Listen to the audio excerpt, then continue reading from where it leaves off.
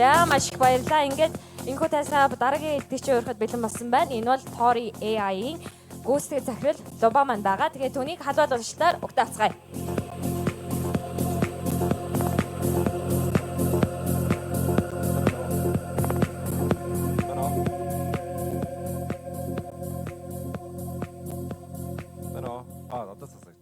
За бүгд гоё хоол идээд кофе уугаад гоё хөгжим сонсоод ийм сайхан аштай болцсон байгаад нь илтгэл тавьж байгаа азтай байна. За намайг за би өнөөдөр болохоор яг production ready буюу энэ алдаагүй найдвартай ажилтдаг AI agent хэрхэн хийх вэ? Тэгээ ялангуяа мастер ашиглаж хэрхэн хийх вэ талаар ярина.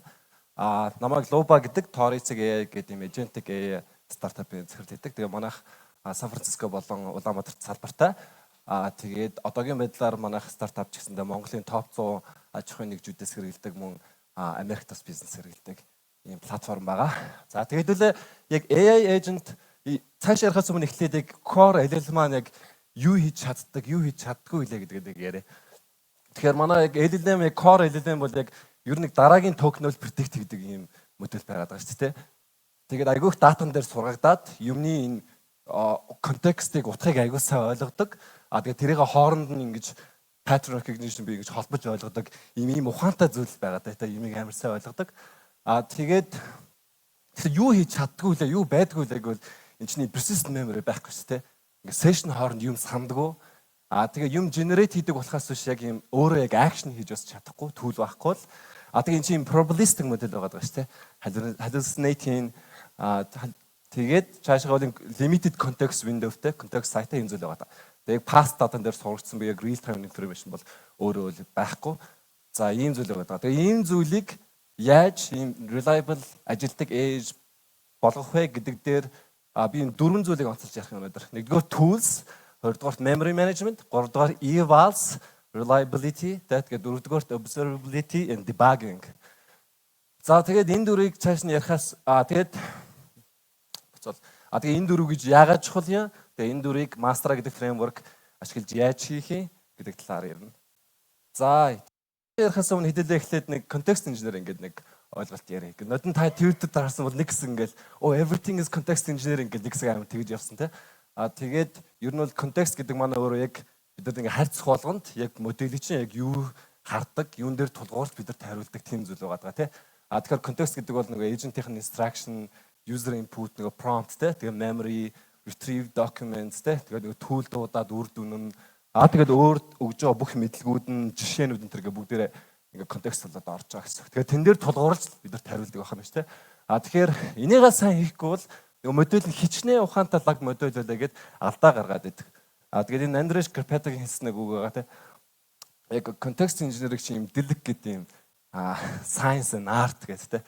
Энийгээ аяг зөв хийх нь аягүй чухал ах нэ.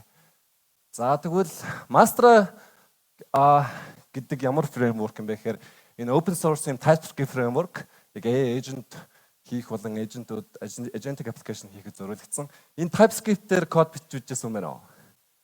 Тэ зөндөө байна те. Тэгээ манай web developer дээр айгу түгээмэл хийл байгаа. Тэгээ энэ YC Backend startup 2024 онд эхэлсэн 3 жил хөгжүүлж байгаа Сан Францискод байдаг юм компани. Тэгээд ер нь яг хийсэн баг нь болохоор өмнө ийм айгүй тийм popular framework хөгжүүлжсэн баг байгаа байхгүй. Тэгэхээр ингээд ер нь framework яаж хийвэл айгүй зөв юу хэрэг болдгийг тэр талаар айгүй сайн мэддэг баг байгаа болохоор хөгжүүлэлтэнд хорцоо айгүй сайн явж байгаа гэсэн. Тэгээд үлээ framework сонгохоос өмнө нэг юм чухал анхаарах хэрэгтэй юмнууд байдаг те. Энд чи ямар баг хөгжүүлдэг, нэг гар ингээ хөгжүүлж байгаа байхгүй болчихгүй үст те. Ялангуяа ингээ амар хурдтай хөгжиж байгаа үед ингээ дагаж хөгжиж чадж гэнэ үг гэх мэт те. Тэгээд саяхан 35 сая доллар нэмж funding босгоод ecosystem framework нь хурдтай хөгжиж явж байгаа ийм framework байгаа. Тэгээд яагаад Mastra-г ер нь сонгох вэ гэдэг сонгосон ингээд. Тэгвэл энэ түрүүс нэгдүгээр тийм TypeScript framework байгаа.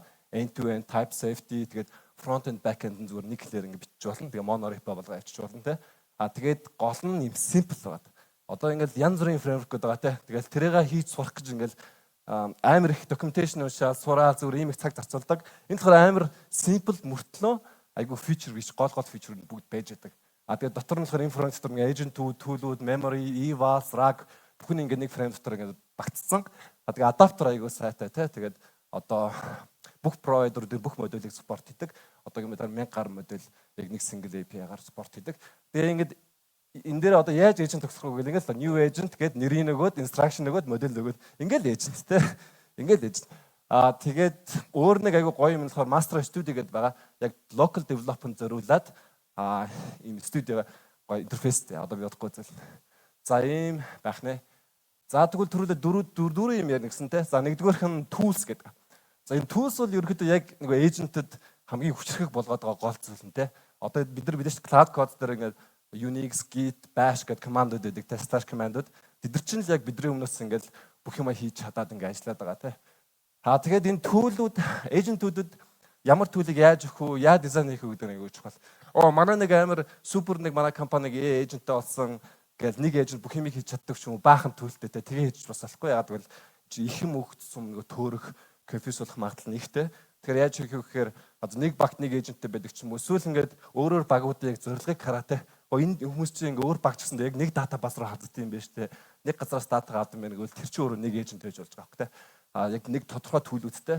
Тэгэхээр түрүүн нэг илтгэж хэлжсэн яг юм specific goalтэй тийм эйжентүүд угсраад тэр нь хідэн ямар төлөвтэй байхыг нэга дизайн хийнэ гэсэн үг. Эндээс баг юм ихлэн тэр найдвартай ажиллагаа. Тэгээд энэ master-ууд tool гэдэг нь зүгээр л ер нь ингээд функцтэй function call. Тэгээд төлөө ингээд define хийсэн за нэг юм document fetch хийх юм байна. Тэгээд түрүүний нэг эйженттэй доор нь tools гэдэг ингээд өгчин те. Нэг эйжент хідэн ч эйженттэй байж байна. Ингээд төлтэй те. Аюус simple. Тэгээд за тэгвэл tool айгуу чухал ихнийх нь байх нь. За хоёрдугаарт memory management. За master-а 4 төрлийн memory байдаг. За эхнийх нь chat history те. За энэ бол нөгөө цэвэр нөгөө яг chat history-гоо контекст оруулаад явж байгаа гэсэн үг. За ингээд чатлаа явж байгаа сүүлийн 10 мессеж 20 мессежийг контекст оруулаад явъя. Хоёрдугаарх нь semantic recall гэдэг. Тэгэхээр ингээд яг одоо ярьж байгаа юмтай холбоотой өмнөх хаана юу ярьжсэн тэр database дээр semantic search хийгээд гаргаж авч байгаа RAG based ийм memory-нуудыг байгуулсан. Гуравдугаарх нь болохоор working memory гэдэг. User scope тэр ярьж байгаа хүний талаар нэг модель нь юу мэддэг, модель биш memory дээр юу байна тэрийг өгж явуулж байгаа гэсэн. Тэр нэг ChatGPT-гээс нэг хэсэг хүмүүс тэгээд нэг миний талаар юу мэдгээ хэлгээл те. Тэгвэл чи ингэдэг хүн гэдэг өөрийнх нь талаар хадгалсан тэр бол нэг энэ working memory гэсэн. За дөрөвдүгээрх нь болохоор observational memory буюу одоо хүний тарих яаж ажилдгаас inspiration авч зохиосон юм memory. Одоо бид нар ингээд өдөржин юм болоод шүн унтахад dreaming буюу нөгөө яг гол юмнуудаа ингээд long term memory руу хадгалчихдээ шүү дээ те. Бусад detail-уудыг мартаад тэгээд тэгдэг гэсэн. Ерөөдөө ингээд болсон юмнуудынхаа гол юмуудын dense-ийг summarize хийгээд хадгалаад яваад session дээр. За тэгэхээр энэ дөрвөн memory-г дөрвөлнгээр ашиглаж болно, зарим нь ашиглаж болно. Ингээд ашиглаад явах нь те. Тэгээ яг agent-тэй memory гэвэл бас айгуу simple. Шинэ memory-г define хийгээл хаана хадгалах юм. Тэгээд тэр chat history-д сүүл хэдэн мессежийг явуулах юм, semantic recall ингээд RAG яваад хэдэн top хэдийг оруулах юм, working memory ашиглах юм уу гэдэг define хийж өгөөд нэг agent-тэй өгч. Тэгээд манай agent одоо memory-тэй те. За тэгэхээр энийгээ сайн хийх нь айгуу чухал. Ягаад гэвэл нэг chat agent ч миний нөгөө өмнө ийм гэсэн юм чи мэдэхгүй шүү дээ. Ингэсэн чи ингээд дээ шүү дээ гэдэг айгуух алдаа гардаг. Тэгэхээр тэр memory in management-тэй энийгээ яа дизайн хийх үү гэдэг айгуу чухал байна. За гурав дахь нь revals. За энэ энэ слайд бол баг энэ презентацийн хамгийн чухал слайд. За нөгөө AI чи өөр юм probabilistic зүйл байгаа шүү дээ. Тэгэхээр non deterministic, probabilistic outputтэй. Энийг яаж юм deterministic юм шиг ажиллуулах вэ те? Тэгэхээр нэг хүн яг адилхан юм хоёрудаа асуусан чи хоёр өөрч хариулчих магадaltaй. Тэгээ яг нэг юмыг нэг юмны талаар хоёр хүн асуухад хоёр өөрөөр асууч болно те. Тэгтээ нэг юм ярих гэдэг. Тэр асуух гэдэг. Тэгэхээр тэр болгонд өөр юм асуугаад байж магадгүй. За тэгэхээр энэ дээр scorers гэдэг ойлголт байгаа. Тэгэхээр нөгөө хариултыг энэ quantify хийгээд шалгаад ингээд явж байгаа гэсэн. Тэгэхээр accuracy-тэй байхын одоо tone нь ямар байх вэ, ямар байгаад байна гэх мэт. Тэгэхээр master-д болохоор scorers гэж гаргаад тэгээд энэ болохоор LLM яаж яаж болно. Эсвэл ингээд хариултан дээр нь юм tone нь хэрвээ нэгдгийг NLP based ингээд tone-ийн шалгалтыг юм гаргаатай. За энэ score нь ингээд доороос 95 байх хэрэгтэй шүү дээ. Манай одоо sales agent ч юм амар nice байх хэрэгтэй те. Тэгээд гэх мэт тэгээд энийгээ ингээд шалгаад явж байгаа. Тэгээд анх нэг agent гаргаад ангилал хэрэглээд ирсэн чинь 40% л accuracy-тэй ажилдаг байж магадгүй. Энэ окей. Яг тэгвэл энэ ер нь ингээд 40 болгоод 60 болгоод сургаа сайжруулад ингээд явах нь өөрөө айгүйх цаг авдаг ийм iterative процесс гэсэн. Тэгэхээр энэ дээр ингээд evaluation data-га бэлдээд тэгээд ингээд тестлээд ингээд явна гэсэн. Тэгэхээр ингээд энийхээ CI/CD-гийнх нь дата чинь нэг хэсэг нь болоод тэгээд түрүүний яг энэ шиг ингээд эйжентээс хайжуулдаг. Тэгэхээр ингээд эйжент дээр зөв эксперимент хийгээд оноог нь хараад ингэж яваад тэгээ эйжент руугаа оруулаад тэгээд сайн биш байх юм бол юу хийж болох вэ? Промптыг өөрчилж болно, инстракшн өөрчилж болно, төлөвүүдийг өөр төлөвлөж болно, memory-г нь конфигур хийж болно гэх мэттэй. Тэгэнгүүт одоо 60 байжгаад 80 болцсон бол чи ингэ яваад байх гэсэн. Тэгэхээр энэ бол юм takes time те process. Тэгээд 100% болчоод хэсэг хугацааны дараа буцаад 80 70 болчих магадгүй. Тэгвэл дата ч өөрчлөгдөж байна, хэрэглэгч ч өөрчлөгдөж байна, бизнес ч өөрчлөгдөж байна, процесс өөрчлөгдөж байна те. Тэгэхээр энэ бол ерөөсө хизээж зогсдгүй never stops те энэ процесс аваад байна. Тэгээд өөр нэг анхаарах юм нь ер нь эйжент чи ер нь хэр креатив байх юм. Оноо өгөхгүй ингээ барих гэдэг шүү дээ те. Тэгвэл эйжент чинь одоо жишээ нь маркетингийн эйженттэй байвал ингээ асуух болгонд өөр юм хийгээд байж магадгүй. Хилээд байх нь тэр нь окей гоё байж магадгүй шүү дээ те. Амар гоё брейнсторм хийдэг шин санаа өгөөд. Нягтлангийн эйжент бол ингээд креатив байгаад ажиллахгүй шүү дээ. Түрүү сарын орлого гэдэг пал ингээд нэг л үнэн байгаа тэн дээр бол. Тэгэхээр энэ одоо температур гэж ойлголт өгдөг те модель дээр температур нь их бага бага гэдэг нь хэрэг креатив байх юм. Тэгэхээр ингээд эйженттэй дизайн хийхдээ энэ юу н хэрэг креатив байх эйжент юм гэдгийг сайн бодод дизайн хийгээд ингээд явна гэсэн. Тэгээд би саяхан нэг статистикс энэ Америкт эйжентик стартапуудын бараг 90% нь энийгээ сайн хийж чадаагүйгээс болоод дампуурж байгаа. Тэгээд нэг өөр нэг сонирхолтой юм. Саяхан нэг cloud code-ийн source code leak болсон шүү дээ, тэ. Тэгс нэг 500 мянган мөртөө код байсан шүү. Тэгээд тэрийг уншаад таад унсан бол нэг анзаарсан юм нэм probabilistic юм яаж deterministic ажиллах талаар амар их effort тунд нэрж ирсэн шүү, тэ. Тэгээд memory-га яах вэ гэх мэт айгүй маш сонирхолтой зүйл байсан. За тэгээд хамгийн сүүлчийнх нь observability and debugging гэдэг чинь. За энэ нэг түрүүний ярьсан миний master studio байна. Энэ дээрээ ингээд одоо agent чинь ингээд ажиллахдаа бүх лого хадгалаад, trace хадгалаад, метрикүүдээ хараад ингээд явна. Тэгээд яг энэ дээр бол функцны түвшин болохоор бүх логод метрикүүд нь хадгалагдаж байгаа. Тэгэхээр энэ LLM ч одоо энэ дээр нэг call-ын trace орж ивэл ямар модель ашигласан, хэр удсан, latency нь ямар байсан, memory нь ямар байсан ингээд бүгдийн дэлгэрэнгүй харж болно. Token usage гэх мэттэй. Тэгээ энийгээ инспект хийгээд сайжруулад ингээд яваад байх болно шүү дээ. Тэгээд түрүүний нэг юм процесс үсэж сайжруулад явдаг те. Тэгээд энийг ашиглаад явхад гоё интерфейстэй. За одоо нэг демо харуулчих. Энэ бол хоёр тав нээлттэй. Нэг тал нь болохоор нөгөө би нэг e-commerce app байгаа. Тэгээд энэ ажиллаад эхэлжлээ. За байж байгаа.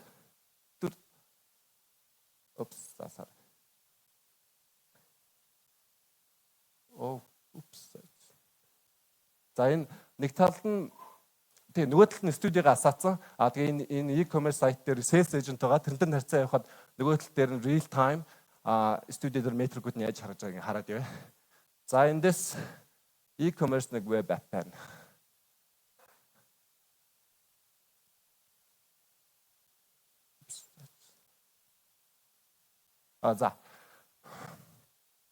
За эндээс нэг ийм зураг копи доо те. Би танад ийм цамц байна уу гэж хараа.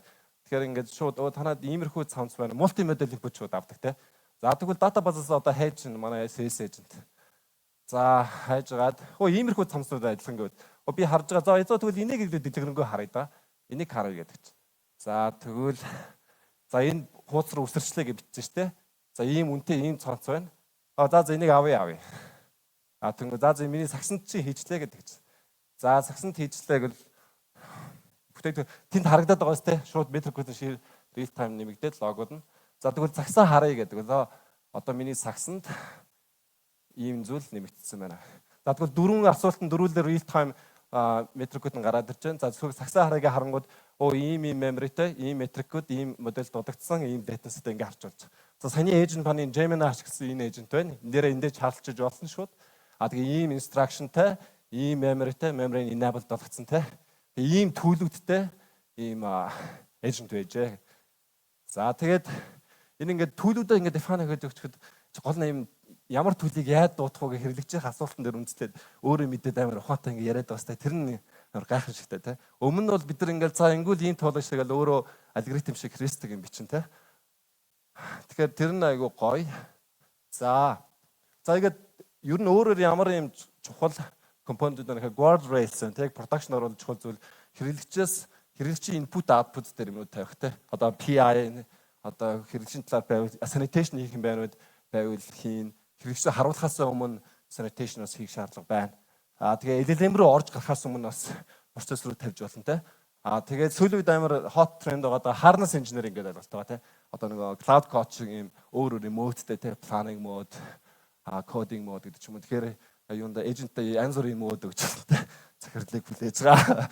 Тэгээд tool-ууд өгж болно, тэндээ approval өгж болно, mode, state гэдэг янз бүрийн зүйлүүд байгаа. Одоо энэ чинь болохоор back-end шүү дээ саний ярьсан зүйл. Тэгэхээр UI library-да янз бүрийн сангууд өгж болно, өөрөө ч гэсэн бичиж болно. Яг манай компанийн хувьд болохоор яг энэ framework agent-аас моделээс бусдын бүх юмыг яг өөртөө гараараа идэг. Өөртөө бичдэг гэсэн. За хамгийн сүүлд нь болохоор ер нь бүх юм agent байх албагүй гэж. Зүгээр workflow зөндөө байгаа шүү дээ. Ингээд одоо яг ийм тайлан гаргахад ингэж юмнуудыг эвлүүлээд ийм тайлан гардаг. Гэдэг deterministic зүйлүүд байгаа. Тэрийг зүгээр эндээ ингээд угсарч болно. LLM ч юм болохоор өөрөө мэдээд төлөвлөдөд дуудаад goal-той мөртлөө open ended те execution нь. Workflow болохоор яг ингэж явна шүүгээд тодорхой зүйл энийгээ шууд ингэ step болоод өгчвөл. Гэхдээ step-үүд нь өөрөө agent-үүд ээж болно шүү дээ. Тэгээ ингэж явж байгаа. Тэгээд энийгээ develop хийхдээ time travel гэх мэт юм гоё feature-үүдтэй байгаад байгаа. За төгсгөлт нь манай Master-гийн CEO ачаа. Салчаа. За мэдээ алдсан. Хамгийн сүүлийн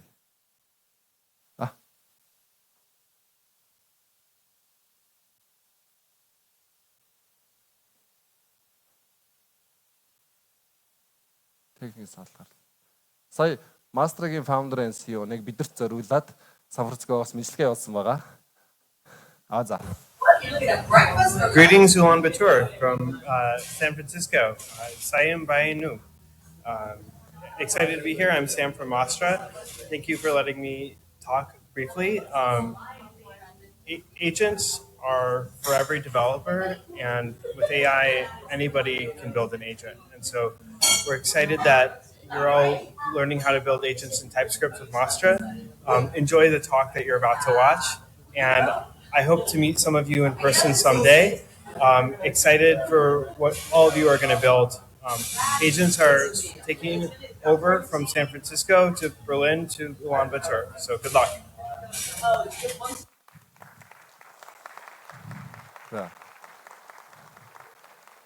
Thank you. Biz ярьсан чинь нөгөө about to watch гэдэг миний ярианы ихэнх тавь нэгэд найзаад тагцаа. За тэгээд хамгийн зөвлөлд нэгэд happy building agents тэгээд master agent гой юм хийгээрээ юу хийснэ хэлээрээ тэгээд we are hiring we need talented and AI engineers та бүгд амар talented хүмүүс. Баярлалаа.